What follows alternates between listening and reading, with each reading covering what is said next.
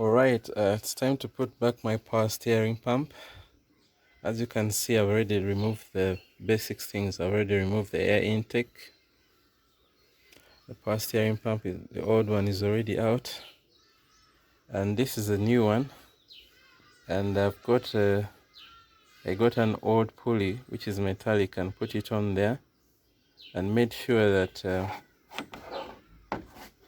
the length from one end of the pump to the other end of the pulley is exactly the same as what I removed. So now what you're going to see is reverse of installation, and I'm going to unscrew in these 3 bolts which are here. This is 1, 2 and 3.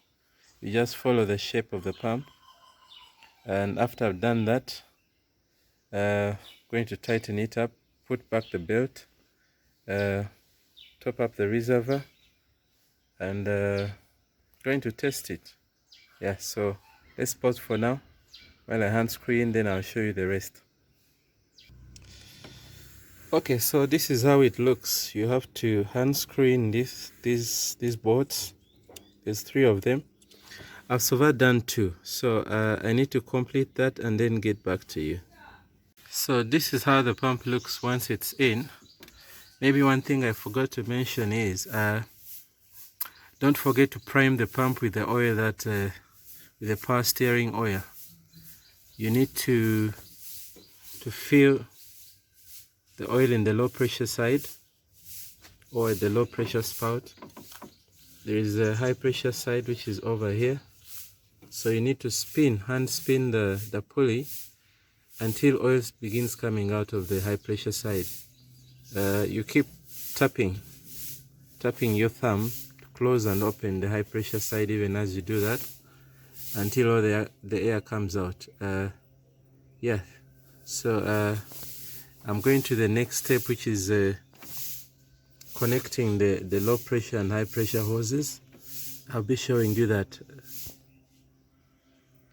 Okay, so now I have to change over the low pressure hose, but I've kept the old one because I didn't want to play with that seal there. So I'm screwing off the new one. I've already unscrewed it off, so I'm going to plug it out and then put in the old one. The reason being that I don't want to play with a seal, so, and I would rather not disconnect this. So there we go. So just plug the old one right back in. I don't have to fidget with disconnections and all that. Alright, so I have wiped everything down to make sure that I can spot any leakages. Now it's time for the top up.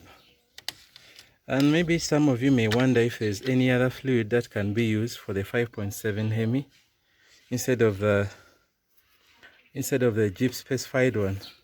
Well, I can confirm that the Mercedes one is equally compatible. The part number is A000989880310 or something of the sort. If you run those first, if you run the letter and the next 3, 6, 8, 10 digits, you should be able to find it. It's compatible with the car. So you could as well just go to any Mercedes-Benz dealer and pick it up. So I'm going to top up and start the bleeding process after installing the belt.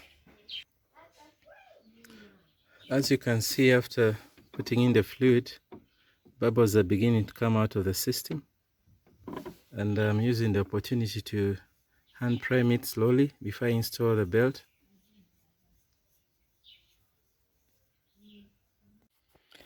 Alright, now our belt is back on, as you can tell. The tip is to dislocate these AC lines a little. Then the tensioner there, down there, there's a square hole. There's a square hole, that one there. Yeah, so you put a 3/8 wrench in, ratchet. I use the ratchet with a little extension arm. Yeah, put everything in, water pump last to go on. So now I'm going to put on the air intake and begin my tests. Fluid is already in. We can check from here. It seems to be right at the level 4, and I don't see any bubbles in there. Yeah, so what I will do, I will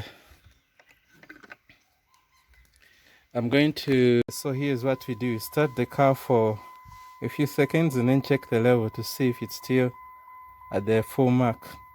And then after a few seconds we turn the engine off. After that I'm going to lift the wheels off the ground and turn the wheel from side to side to drive any air that may still be in the system. So here we go. My pump was previously noisy, but I don't have any noise in yet, and that's how now I'm going to check the level again after I turn off the engine, maybe after 10 to 15 seconds. Yeah, the next step is going to be raising the wheels off the ground. Yeah, and then hopefully I will have done this thing and sorted it, and my brand new pump will be doing its work. When I look down, I see no leakages. Everything looks okay. Okay, the wheels are back after turning from side to side. Level is still right on point.